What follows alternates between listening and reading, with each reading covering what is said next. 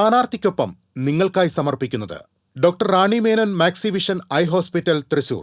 കാത്തുകൊള്ളാം കണ്ണിലെ കൃഷ്ണമണി പോലെ. Pattambi investments and loans private limited. നിക്ഷേപങ്ങൾക്ക് കരുതലായി കൂടെയുണ്ട് Pattambi investments. TPR gold and diamonds, MG road Thrissur, Triprayar. Happy മാരേജിന് ഹാപ്പിയായി സ്വർണ്ണമണിയാം. Elista gold and diamonds wholesale designer jewellery, Pallikulam road Thrissur. സ്നേഹം പോലെ പരിശുദ്ധം. നിങ്ങളുടെ വാഹന സ്വപ്നങ്ങൾ യാഥാർത്ഥ്യമാക്കും Johns Honda, Thrissur, Alappuzha. Kalpaka wedding, Kunnamkulam. കുന്നംകുളത്തിന്റെ ഏറ്റവും വലിയ വസ്ത്രവിസ്മയം, ഏറ്റവും കുറഞ്ഞ വിലകളിൽ. തിരക്ക് പിടിച്ച പ്രചരണം ഇനി ഏതാനും ദിവസങ്ങൾ മാത്രം മുന്നിൽ നിൽക്കുമ്പോൾ കുന്നംകുളത്തും ആ ചൂടിനൊട്ടും കുറവില്ല. സാധാരണയുള്ള ചൂടുണ്ട്, അതോടൊപ്പം തന്നെ തെരഞ്ഞെടുപ്പ് ചൂടും. വലിയ ചൂടാണല്ലോ. തെരഞ്ഞെടുപ്പ് സാധാരണഗതിക്കുള്ള വർക്കെല്ലാം ഞങ്ങൾ നടത്തുന്നുണ്ട്. ഞങ്ങളുടെ സഖാക്കൾ, സുഹൃത്തുക്കൾ, ഇടതുപക്ഷ ജനാധിപത്യ മുന്നണി പ്രവർത്തകർ തെരഞ്ഞെടുപ്പിന് തയ്യാറായി കഴിഞ്ഞിട്ടുണ്ട്. വോട്ടിംഗ് ഡേ വരുമ്പോൾ സ്വാഭാവികമായും അതിൻ്റെ ചൂട് എന്ന് പറഞ്ഞാൽ മനസ്സിലാണ്. വിജയത്തിന് എത്ര ഭൂരിപക്ഷത്തിലേക്ക് പോകാൻ കഴിയുമെന്നാണ് ഞങ്ങളുടെ പ്രവർത്തകർ ആലോചിക്കുന്നത്. അത് പരമാവധി എത്തിക്കാൻ വേണ്ടിയുള്ള ചൂടാണ്. മുൻതവണത്തേതുപോലെയല്ല, ഇത്തവണ പ്രഖ്യാപനം കഴിഞ്ഞ് വോട്ടെടുപ്പ് വളരെ വേഗത്തിൽ നമ്മുടെ മുമ്പിലെത്തി. അതെ, അതിനു മുമ്പ് തന്നെ തെരഞ്ഞെടുപ്പ് ഉണ്ടാകുമെന്നുള്ളൊരു ധാരണയിൽ തെരഞ്ഞെടുപ്പിന് വേണ്ടിയല്ല, അല്ലാതെ തന്നെ ഞങ്ങളുടെ പ്രവർത്തനം ധാരാളം നടക്കുന്ന പ്രദേശമാണ്. വികസന പ്രവർത്തനങ്ങളിൽ ഓരോ വാർഡിലും അടയാളപ്പെടുത്തി എനിക്ക് പറയാൻ കഴിയും 10 വർഷക്കാലം നടത്തിയ വികസന പ്രവർത്തനം. ഏകദേശം 2400 കോടി രൂപയുടെ വികസന പ്രവർത്തനം നമ്മുടെ നിയോജക മണ്ഡലത്തിലുടനീളം നടന്നിട്ടുണ്ട്. അത് ഓരോ പ്രദേശത്തുമുള്ള ജനങ്ങൾക്കറിയാം. അതിൻ്റെ ഭാഗമായി ആ വികസന നേട്ടങ്ങൾക്ക്, ക്ഷേമ പദ്ധതികൾക്ക് പിന്തുണയായി ലക്ഷക്കണക്കിന് ആളുകളുള്ള 2 ലക്ഷത്തോളം വോട്ടുള്ള ഈ മണ്ഡലത്തിൽ മഹാഭൂരിപക്ഷം വോട്ടും ഇടതുപക്ഷ ജനാധിപത്യ മുന്നണിക്ക് ലഭ്യമാകും എന്ന് തന്നെയാണ് ജനങ്ങൾ സംസാരിക്കുന്നത്. പൊതുവെ ഇപ്പോൾ പല ഘട്ടങ്ങൾ പ്രചരണം കഴിഞ്ഞിട്ടുണ്ടാവും. എങ്ങനെയാണ് വോട്ടർമാർക്കിടയിൽ ഇറങ്ങുമ്പോൾ അവരുടെ ഒരു പൊതുവികാരം എങ്ങനെയാണ് ഫീൽ ചെയ്യുന്നത്? തീർച്ചയായും ഇടതുപക്ഷ ജനാധിപത്യ മുന്നണിക്ക് അനുകൂലമായിട്ടുള്ള ഒരു മാറ്റം എന്ന് മാത്രമല്ല, ഇടതുപക്ഷ ജനാധിപത്യ മുന്നണി ഗവൺമെൻറ് 10 വർഷക്കാലമായി ചെയ്ത കാര്യങ്ങൾ മനസ്സിലുണ്ട്. ഇപ്പം ഞാൻ ചെന്ന പ്രദേശങ്ങളിൽ മോനെ നമ്മുടെ ഗവൺമെൻറ് പോയ പെൻഷൻ ഇനി ഉണ്ടാവുമോ, അത് മനസ്സിലുള്ളൊരു വികാരമാണ്. ഈ ഗവൺമെൻറ് പോവില്ല, അവരുടെ പെൻഷൻ മുടങ്ങില്ല. പെൻഷൻ 2000 അല്ല, അടുത്ത തവണ അതിനേക്കാൾ വർദ്ധിപ്പിക്കാവുന്ന നടപടികളിലേക്ക് ഞങ്ങൾ പോകും. അപ്പോൾ പെൻഷൻ മാത്രമല്ല, മറ്റു ക്ഷേമ പദ്ധതികൾ, വികസന പ്രവർത്തനങ്ങൾ തുടരാൻ ഈ ഗവൺമെൻറ് വേണമെന്നുള്ളൊരു വികാരം കുന്നംകുളം മണ്ഡലത്തിലും കേരളത്തിലുടനീളവും ജനങ്ങളുടെ മനസ്സിലുണ്ട് എന്നാണ് എനിക്ക് തോന്നിയിട്ടുള്ളത്. ഇതോടൊപ്പം തന്നെ UDF പലവിധ എതിർപ്രചരണങ്ങൾ മുന്നോട്ട് വയ്ക്കുന്നത്. അതിൽ ഏറ്റവും ആദ്യം അവർ പറയുന്നത് 10 വർഷമായുള്ള തുടർച്ചയായ ഭരണമുണ്ട്, അതിൻ്റെ തുടർന്ന് ഭരണവിരുദ്ധ വികാരമുണ്ട് എന്നുള്ളതാണ് അവരാദ്യം പറയുന്നത്. ഒരു ഭരണവിരുദ്ധ വികാരവും കേരളത്തിൽ ഇപ്പോൾ നിലവിലില്ല. കാരണം അത് പറഞ്ഞെങ്കിൽ വികസനത്തിനെ അവരെതിർക്കണ്ടേ. ക്ഷേമ പദ്ധതികൾ അവരാദ്യം ഒന്ന് കളിയാക്കി നോക്കി, കൈക്കൂലി കൊടുക്കുകയാണെന്നൊക്കെ പറഞ്ഞിട്ട്. പക്ഷെ അതിനെ എതിർക്കാതെ നുണപ്രചരണം മാത്രം നടത്തുകയാണ്. ഭരണവിരുദ്ധ വികാരമുണ്ടെന്ന് കോൺഗ്രസും UDFും പോലും പറയുന്നില്ല. ഇന്നലെ പ്രധാനമന്ത്രി ഇവിടെ വന്ന് പറഞ്ഞു പോയല്ലോ, കേന്ദ്രത്തിൻ്റെ കാശാകെ സംസ്ഥാനത്തിൻ്റെ കീശയിലാണ്. നയാ പൈസയുടെ സഹായം ഈ കേന്ദ്രത്തിൽ നിന്ന് നമുക്ക് കിട്ടിയിട്ടില്ല എന്ന് പ്രളയകാലത്ത്, കോവിഡ് കാലത്ത്, വയനാട് ദുരന്തത്തിന് പ്രധാനമന്ത്രി വന്ന് സന്ദർശിച്ച സ്ഥലമല്ലേ. ആ പണമൊന്നുമില്ലാതെയും കേരളം തനതായി കണ്ട് ഈ നാടിൻ്റെ വികസനത്തിന് വേണ്ടി 10 വർഷക്കാലം ചെയ്ത സേവനങ്ങൾ ജനങ്ങളുടെ മനസ്സിലുണ്ട്. ആ വികാരം എന്ത് നുണപ്രചരണം കൊണ്ടും തടുക്കാനാവില്ല. ഈ ഗവൺമെൻറ് തന്നെയാണ് ഈ കാര്യങ്ങളൊക്കെ ചെയ്യാൻ കഴിയുന്ന ഗവൺമെൻറ് എന്നവർക്ക് നല്ല ബോധ്യമുണ്ട് ജനങ്ങൾക്ക്. പ്രധാനമന്ത്രി വന്നതിൽ തന്നെ പറയട്ടെ, ഇത്തവണ വലിയ പ്രതീക്ഷയും ആത്മവിശ്വാസവും മുൻനിർത്തിയാണ് BJPയുടെ പ്രവർത്തനം. കുന്നംകുളം മണ്ഡലത്തിൽ മാത്രമല്ല, ഒരു ഏറ്റവും മുതിർന്ന നേതാവ് എന്ന നിലയിൽ തന്നെ സംസ്ഥാന വ്യാപകമായി ഈ BJPയുടെ ഈ ആത്മവിശ്വാസത്തെ, അവരുടെ വലിയ രീതിയിലുള്ള ശക്തിയായി മാറുമെന്നുള്ള പ്രചരണത്തെ എങ്ങനെ കാണും? BJP കോൺഗ്രസിൻ്റെ അനുഗ്രഹത്താൽ ശക്തിയാവും എന്ന് പറയുന്നതാവും നന്നാവുക. പലപ്പോഴും ഇടതുപക്ഷ വിരോധം മൂത്തവർ ഇടതുപക്ഷത്തെ തോൽപ്പിക്കാൻ വേണ്ടി ഏത് വർഗീയ ശക്തികളുമായി കൂട്ടുകൂടുക എന്നുള്ള സമീപനമാണ് സ്വീകരിക്കുന്നത്. കേരളത്തിൽ BJPക്ക് വിജയപ്രതീക്ഷയുണ്ട് എന്ന് ഞാൻ കരുതുന്നില്ല. ഏതെങ്കിലും പ്രത്യേക സ്ഥലത്ത് അവർ സ്ഥാനാർത്ഥിയെ നിർത്തിയതുകൊണ്ട് പ്രത്യേക വിജയപ്രതീക്ഷയുണ്ടെന്നൊക്കെ നിങ്ങൾ മാധ്യമ സുഹൃത്തുക്കൾ വലിയ രീതിയിൽ പ്രചരിപ്പിക്കുന്നുണ്ടെങ്കിലും കേരളത്തിൽ BJPയുടെ പരാജയം ഉറപ്പാക്കാൻ ഇടതുപക്ഷ ജനാധിപത്യ മുന്നണി ജനങ്ങൾ അണിനിരത്തിക്കൊണ്ട് നടത്തിയ പ്രവർത്തനം ഈ തെരഞ്ഞെടുപ്പിൽ അതിൻ്റെ പ്രതിഫലനം ഉണ്ടാകും. BJP അക്കൗണ്ട് തുറക്കും എന്ന് ഞാൻ പ്രതീക്ഷിക്കുന്നില്ല. മുൻ തെരഞ്ഞെടുപ്പുകളൊക്കെ അപേക്ഷിച്ച് ഇത്തവണ ഏറ്റവും കൂടുതൽ വരുന്നൊരു വിവാദമാണ് ഡീൽ വിവാദം. അത് ഇരുകൂട്ടരും പരസ്പരം അങ്ങോട്ടും ഇങ്ങോട്ടും പറയുന്നുണ്ട്. അതിനെ തുടർന്ന് BJPയുടെ സ്ഥാനാർത്ഥികളുടെ മുമ്പിൽ വെച്ച് പ്രധാനമന്ത്രിയും അതിനെ സംബന്ധിച്ച് പാലക്കാട് കഴിഞ്ഞ ദിവസം പ്രതികരിക്കുകയുണ്ടായി. ഇതിനെങ്ങനെയാണ് കാണുന്നത്?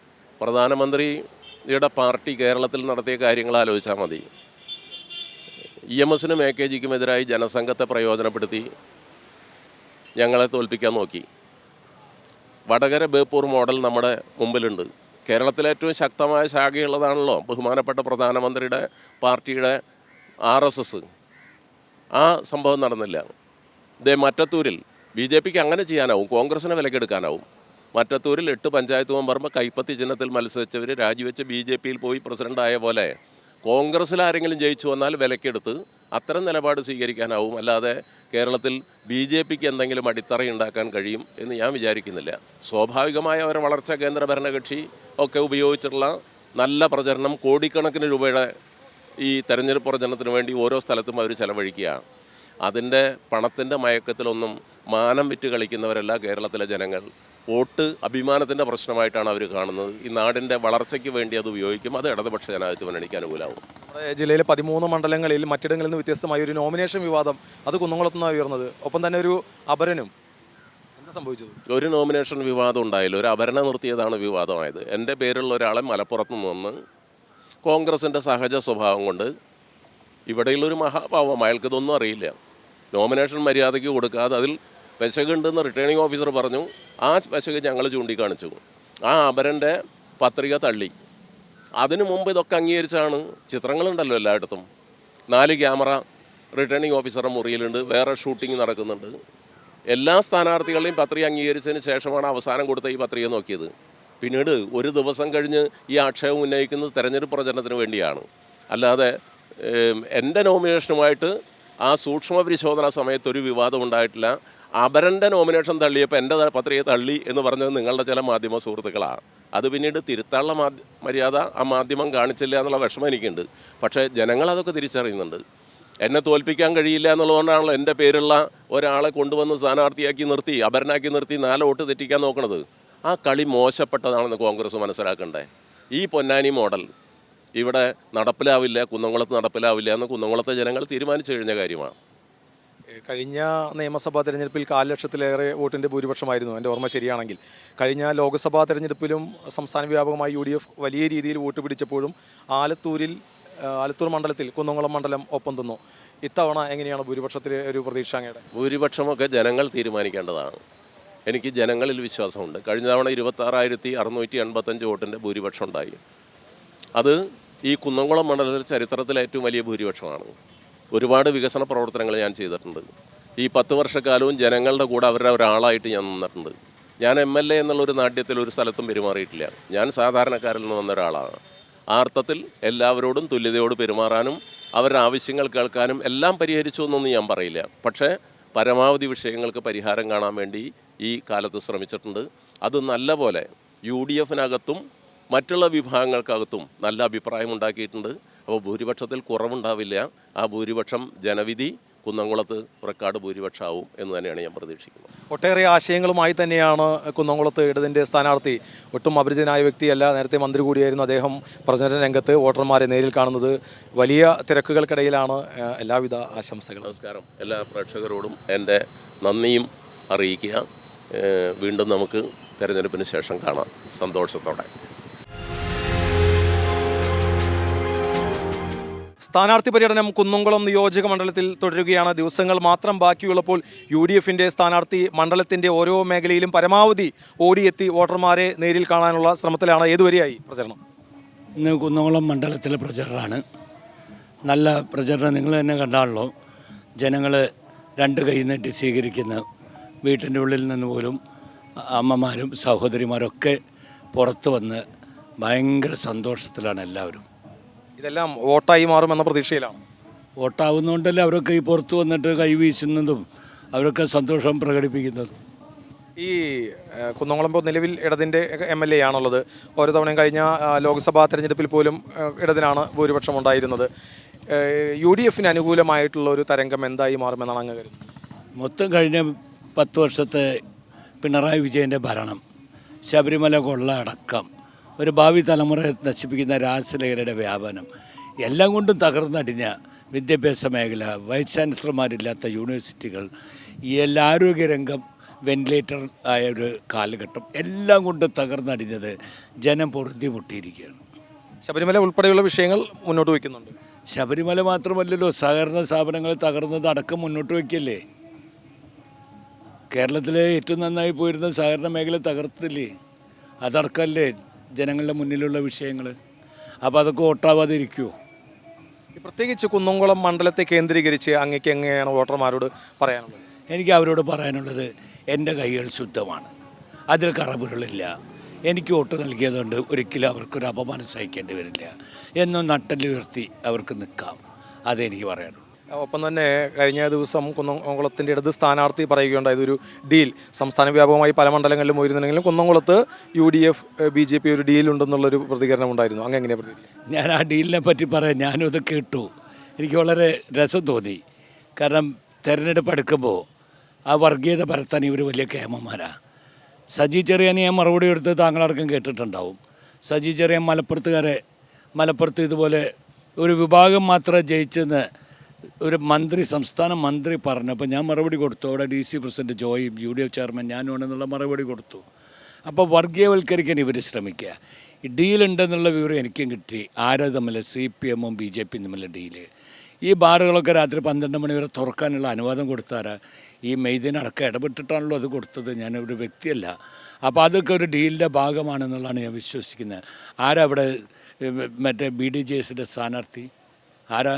എനിക്കറിയില്ലല്ലോ. അതൊക്കെ നിർത്തിയവരോടല്ലേ ചോദിക്കേണ്ട ഡീല് എങ്ങനെയാണ് നടത്തിയെന്നുള്ളത്. അല്ല, ഞങ്ങളൊരു ഡീലിൻ്റെ പിറകെ പോകുന്നവരല്ല. ഞങ്ങൾക്ക് അങ്ങനെ ഡീലിൻ്റെ ആവശ്യമില്ല. ഇത് തന്നെയാണ് ഇടത് സ്ഥാനാർത്ഥിയും പറയുന്നത്. BDJS-ൻ്റെ സ്ഥാനാർത്ഥി വന്നു എന്നുള്ളത് UDF-ന് അനുകൂലമാകാൻ വേണ്ടിയാണ് എന്നുള്ളതാണ് അവർ പറയുന്നത്. തിരിച്ച് UDF-ഉം അങ്ങനെ തന്നെയാണ് പറയുന്നത്. UDF അല്ലല്ലോ ബാർ കൊടുത്തത്. ബാറിന് അനുമതി 12 മണി വരെ തുറക്കാൻ കൊടുത്തത് ഇപ്പം അടുത്ത് കൊടുത്തതല്ലേ? ആ ഡീലിൻ്റെ ഭാഗമല്ലേ? ഒരു ബാർ മൂലല്ലേ മത്സരിക്കുന്നല്ലേ? നിങ്ങൾക്ക് സംശയം ഉണ്ടോ? ഞാൻ കേട്ടത് എനിക്കറിയില്ല. ആ ബാർ മുതലാളിക്ക് രാത്രി 12 മണി വരെ തുറക്കാനുള്ള അനുവാദം കൊടുത്തത് ഞങ്ങളുടെ ഗവൺമെൻറ് അല്ലല്ലോ. അപ്പോൾ ആ ഡീലൊക്കെ ഭാഗമല്ലേ ഇതൊക്കെ? അങ്ങനെയല്ലേ BDJS-ന് സീറ്റ് കൊടുത്തത്. അല്ലാതെ ഞങ്ങൾക്ക് എന്ത് പറയാനാ? ഞങ്ങൾക്ക് ഒരാളുമായി ഡീലില്ല. ഐക്യ ജനാധിപത്യ മുന്നണി UDF സംവിധാനം, അതിൻ്റെ പുറത്ത് ആരുമായി ഡീലില്ല. കേരളത്തിൽ UDF-നെ തകർക്കലാണ് ഇവരുടെ ലക്ഷ്യം. അതിനുള്ള ഡീൽ അവരുണ്ടാക്കിയിട്ടുണ്ട്. ആ ഡീല് ഞങ്ങൾ ഇത്തവണ പൊളിച്ചെഴുതും. ഈ കുന്നംകുളം എന്ന് പറഞ്ഞാൽ എല്ലാ കാലവും ഇപ്പോൾ MLA ആണെങ്കിൽ പോലും എല്ലാ കാലം ഇടതിനൊപ്പം മാത്രം നിന്നിട്ടുള്ളൊരു മണ്ഡലമല്ല. കുന്നംകുളത്തെ പൊതുവായി എങ്ങനെയാണ് കാണുന്നത്? ഇത്ര മതസൗഹാർദ്ദത്തിൻ്റെ ഇറ്റില്ല. ഹിന്ദു മുസൽമാനും ക്രിസ്ത്യാനിയൊക്കെ ഒരുമിച്ച് വാഴുന്ന ഒരു സ്ഥലം. പേര് കണ്ടുപോലും ഏതാ മതം ഏതാ ജാതി എന്ന് പറയാൻ പറ്റാത്ത എനിക്ക് ഏറ്റവും വലിയ അഭിമാനവും അന്തസ്സും തോന്നുന്നു കുന്നംകുളത്ത് മത്സരിക്കാൻ അവസരം തന്ന പാർട്ടി. കാരണം ഇത്രത്തോളം മതസൗഹാർദ്ദമുള്ളൊരു നാട് ഞാൻ കണ്ടിട്ടില്ല. അത്രത്തോളം ജനങ്ങൾക്ക് സ്നേഹം, എല്ലാവരും വളരെയധികം സ്നേഹത്തിൽ കഴിയുന്നു. അവരെന്നെയും സ്നേഹിക്കുന്നു. ഇപ്പോൾ പല ഘട്ടങ്ങളിലായി പ്രചരണത്തിൽ ഇറങ്ങുമ്പോൾ വോട്ടർമാരെ നേരിട്ട് കാണുകയുണ്ടായി. വോട്ടർമാരുടെ അവരുടെ ആവശ്യമായി അല്ലെങ്കിൽ അവർ ആവശ്യപ്പെട്ട് നടപ്പാക്കാതെ പോയതായിട്ടുള്ള പല കാര്യങ്ങൾ അങ്ങോട്ടും പറഞ്ഞിട്ടുണ്ടാവും. എന്താണ് ആ പ്രതികരണം? എൻ്റെ മോനെ TCV-കാരെ, നിങ്ങളോട് എനിക്ക് ഒറ്റ കാര്യം, നിങ്ങളുടെ ചുറ്റുവട്ടത്തുള്ള മുനിസിപ്പാലിറ്റിയുടെ ഹാർട്ട് ഓഫ് ദ ടൗണിൽ അവിടെ നിങ്ങളൊന്ന് പോയി നോക്കിയാൽ അറിയാം. ആ മാർക്കറ്റ് ദയനീയ അവസ്ഥയല്ലേ ആ മാർക്കറ്റിലുള്ളത്? എന്താണ് ഇവിടുത്തെ ഭരണാധികാരികളും മുനിസിപ്പാലിറ്റി ആയാലും MLA ആരായാലും ആ മറ്റേ ചെറിയൊരു ഉദാഹരണം, ആ മാർക്കറ്റിലെ ശോചനീയാവസ്ഥ. ഒരു കിണറുണ്ട്, അതൊന്ന് വൃത്തിയാക്കി ആ പാവങ്ങൾക്ക് കാലും കൈയും കഴുകാലോ. ഇപ്പോഴൊരു ഗതി കെട്ടിട്ട് അവർ ആ മാലിന്യ ജലം കൊണ്ടാണ് കാലും കൈയും കഴുകുന്നത്. അതൊന്ന് വൃത്തിയാക്കി എത്ര വലിയ ഫണ്ടിൻ്റെ ആവശ്യമുണ്ടോ? അവർക്ക് 3 കോടി പാസ്സാക്കി, 4 കോടി എല്ലാ ബഡ്ജറ്റിലും പാസ്സാക്കി ഈ പണം ഒന്നും ചെലവഴിക്കുന്നവരൊക്കെ പാസ്സാക്കുന്നു. ഇനി അങ്ങനെ ആരും പറ്റിക്കുന്നത് ശരിയല്ല. പ്രത്യേകിച്ച് പാവപ്പെട്ടവർ, ബുദ്ധിമുട്ടുന്നവരെ അവരെ പറ്റിക്കുന്നത് ശരിയല്ല. ഒരു വോട്ടിന് വേണ്ടി ഞാൻ എൻ്റെ ജീവിതത്തിൽ ഒരാളെയും പറ്റിക്കാൻ ഉദ്ദേശിക്കുന്നില്ല. അതുകൊണ്ട് ഞാൻ ആർക്കും വാക്കും കൊടുക്കുന്നില്ല. ചെയ്യാൻ കഴിയുന്നത് ഇവിടെ ഉള്ള ജനങ്ങളുമായി ആലോചിച്ച് അവർക്ക് ആവശ്യമുള്ളത് എന്തൊക്കെ ചെയ്യാൻ പറ്റും അത് ചെയ്യും. ഞാൻ അപ്പോഴും എന്നും പറയുന്നു, എപ്പോഴും പറയുന്നു, എൻ്റെ കൈകൾ ശുദ്ധമായിരിക്കും. എന്നാലും പൊതുവിലൊരു കാഴ്ചപ്പാടുണ്ടാകും. കുന്നംകുളം മണ്ഡലത്തിലേക്ക് വരുമ്പോൾ ഒട്ടും അപരിചിതമായ ഒരു മണ്ഡലമല്ല എന്ന് കരുതുന്നു. അപ്പോൾ അവിടേക്ക് വരുമ്പോൾ കുന്നംകുളത്തിന് ആവശ്യം ഇന്നതെല്ലാം ആയിരിക്കും, അല്ലെങ്കിൽ ഇന്നതെല്ലാം ചെയ്തു നൽകണം എന്ന് എനിക്ക് ആഗ്രഹമുണ്ട്. അത് വോട്ടർമാരോടും പറയുന്നുണ്ടാവും. അങ്ങനെയുള്ളൊരു കാഴ്ചപ്പാടുകൾ എന്താ വോട്ടർമാരോട് പങ്കുവയ്ക്കാം? കുന്നംകുളം ഒരു വാണിജ്യ മേഖല. എൻ്റെ ചെറുപ്രായത്തിൽ ഞാൻ വരുമ്പോൾ കുന്നംകുളം അങ്ങാടി, ഞങ്ങളുടെ അവിടെയൊക്കെ കച്ചവടം നടത്തിയിരുന്ന കുന്നംകുളം അങ്ങാടിയിൽ വന്നിട്ടാണ്. ആ അങ്ങാടി കൂടെ വലിയ ബിൽഡിങ്ങുകളായി എന്നല്ലാതെ ഇവിടെ ഒരു ബിസിനസ് ഹബ്ബ് ഉണ്ടാക്കാൻ പറ്റിയിട്ടില്ല. അതുപോലെ നമ്മൾ പ്ലാസ്റ്റിക് നിർമ്മാണത്തിലായാലും, ഞാനൊരു സ്ഥലത്ത് പോയപ്പോൾ ആണി നിർമ്മാണം, അങ്ങനെ ഫാക്ടറികൾ ഏറ്റവും കൂടുതൽ, കുടിൽ വ്യവസായം പോലെ ഫാക്ടറികൾ ഏറ്റവും കൂടുതലുള്ളൊരു സ്ഥലം. ഇതൊന്നും ഏകോപിപ്പിച്ചിട്ട് അവരൊരു മെയിൻ സ്ട്രീമിൽ കൊണ്ടുവരാൻ ഇതുവരെ ആർക്കും പറ്റിയിട്ടില്ല.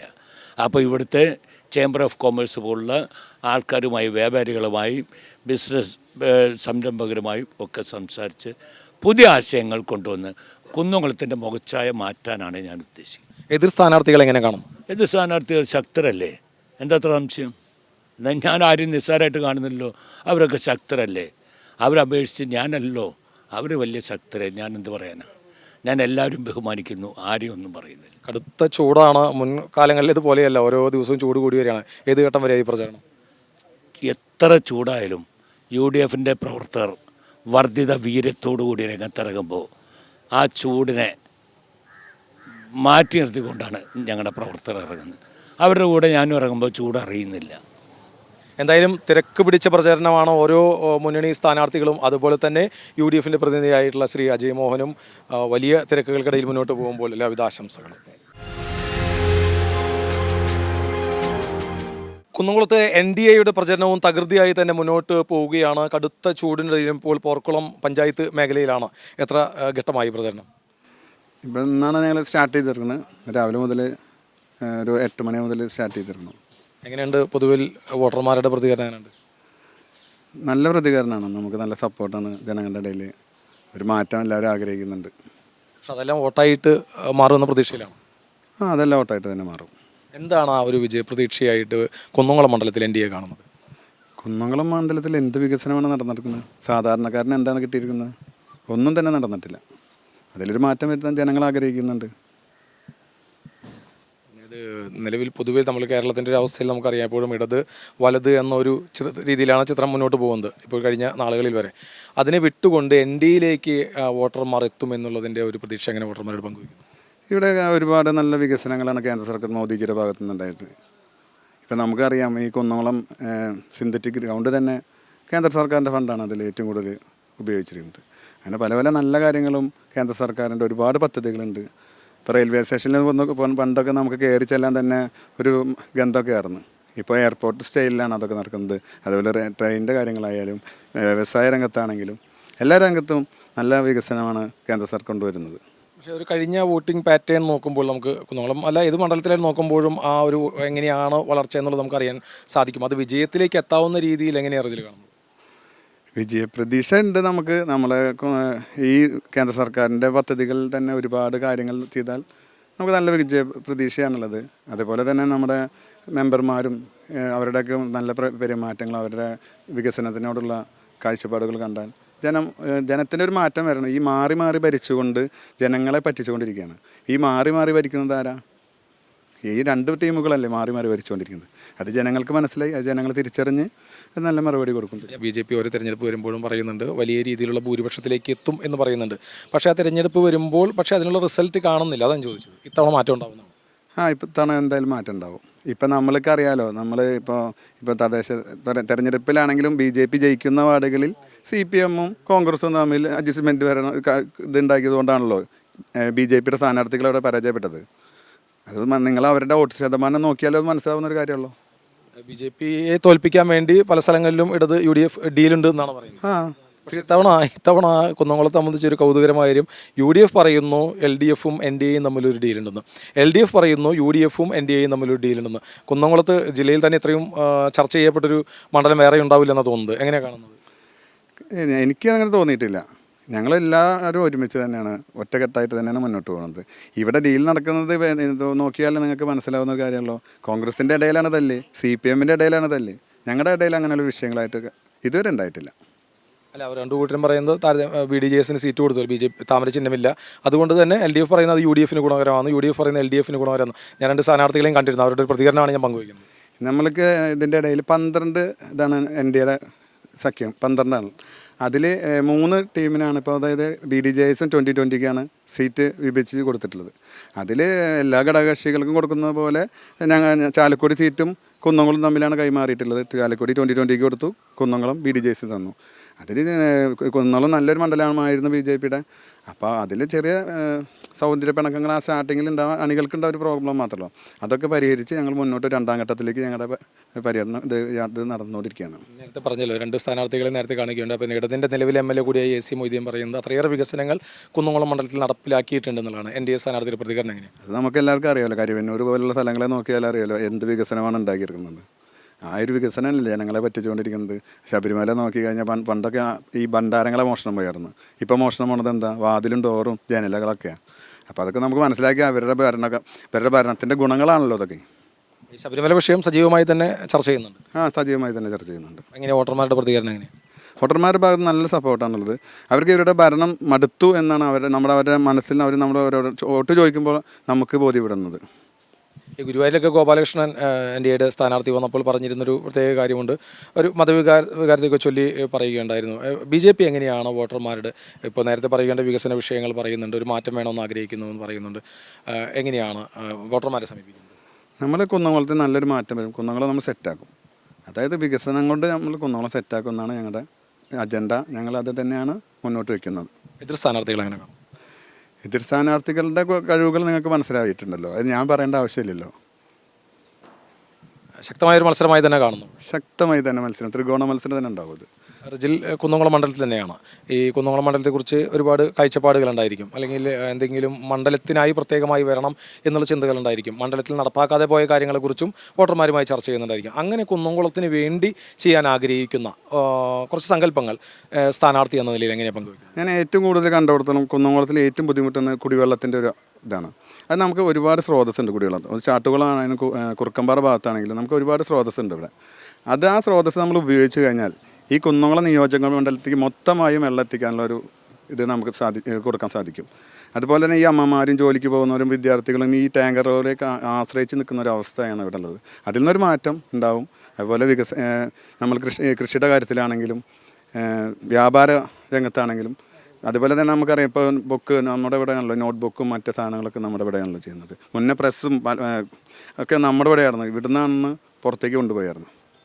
ആ ഒരു ഇതിലേക്ക് നമ്മൾ കുന്നംകുളത്തെ മാറ്റും. ഒരു ഹൈടെക് സിറ്റിയായി കുന്നംകുളം വളരും. മറ്റ് മേഖലകളിലെ വിഷയങ്ങൾ ഇപ്പോൾ കൃഷി ഉൾപ്പെടെ പറഞ്ഞില്ല, അവർക്ക് പൈസ കറക്റ്റായിട്ട് കിട്ടുന്നില്ല, അവരുടെ നെല്ലുകൾ കയറ്റി കൊണ്ടുപോകുന്നില്ല, അങ്ങനെ കുറേ വിഷയങ്ങളുണ്ട്. കഴിഞ്ഞ പ്രാവശ്യം തന്നെ മഴയത്ത് ആ നെല്ലുകളെല്ലാം പെട്ട് കൃഷിക്കാർക്ക് ഒരുപാട് ദോഷങ്ങളുണ്ടായിട്ടുണ്ട്. അപ്പോൾ അവരുടെ കാര്യത്തിന് ഉന്മേഷത്തിന് നമ്മൾ പ്രവർത്തിക്കും. ആ ഒരു നമുക്കറിയാം പുഞ്ചപ്പാടോ അങ്ങനെ ഒരുപാട് നല്ല ഇതാണ് നമ്മുടെ കുന്നംകുളത്തെക്കുറിച്ച് അറിയാം. കുന്നംകുളത്തെക്കുറിച്ച് അറിഞ്ഞാൽ തന്നെ നമ്മൾക്ക് പല ബിൽഡിങ്ങുകൾ കെട്ടിയിട്ടുള്ളൂ. നമുക്ക് കണ്ടിട്ടറിയാം, ബിൽഡിങ്ങുകൾ മാത്രമാണ്. ഈ ബിൽഡിങ്ങുകൾ കെട്ടുന്നതിൻ്റെ ഉദ്ദേശം എന്താണെന്ന് ജനങ്ങൾക്കറിയാം. ഇവിടെ ഇപ്പോഴും ഉണ്ട് ഒരുപാട് ഓലക്കുടലുകളുണ്ട്, ഇടിഞ്ഞു പൊളിഞ്ഞു വീഴാറായ വീടുകളുണ്ട്. ഈ സാധാരണക്കാരന് ഈ ബിൽഡിംഗ് എടുത്തിട്ടൊന്നും ആവുന്നില്ലല്ലോ. ഉദ്ഘാടനം ചെയ്യുന്നു, അതങ്ങനെ കിടക്കുന്നു. റോഡ് പണിയുന്നു, അങ്ങനെ MLAയുടെ പേരിൽ പല പേരുകളും ഉണ്ട്. പ്രചരണം ഏത് ഘട്ടം വരെയായി? എത്ര റൗണ്ട് പ്രതീക്ഷിക്കുന്നു? 2ാം ഘട്ടം നമ്മളൊരുവിധം കംപ്ലീറ്റ് ആവരായി. 3ാം ഘട്ടത്തിലേക്ക് ഇന്ന് മുതൽ സ്റ്റാർട്ട് ചെയ്തു. കുന്നംകുളം മുനിസിപ്പാലിറ്റി മാത്രമല്ല, സമീപ പഞ്ചായത്തുകൾ കൂടിയുണ്ട്. ഈ പ്രദേശങ്ങളിലെല്ലാം ഈ കടുത്ത ചൂടിനിടയിലും ഓടിയെത്താനുള്ള തിരക്കിലാണ്. വോട്ടർമാരെ നേരിൽ കണ്ട് പരമാവധി വോട്ടർമാരെ നേരിൽ കണ്ട് വോട്ട് അഭ്യർത്ഥിക്കാനുള്ള തിരക്കിലാണ് സ്ഥാനാർത്ഥികൾ. അതിൻ്റെ ഭാഗമായി തന്നെ NDAയുടെ പ്രതിനിധിയും. എല്ലാവിധ ആശംസകളും.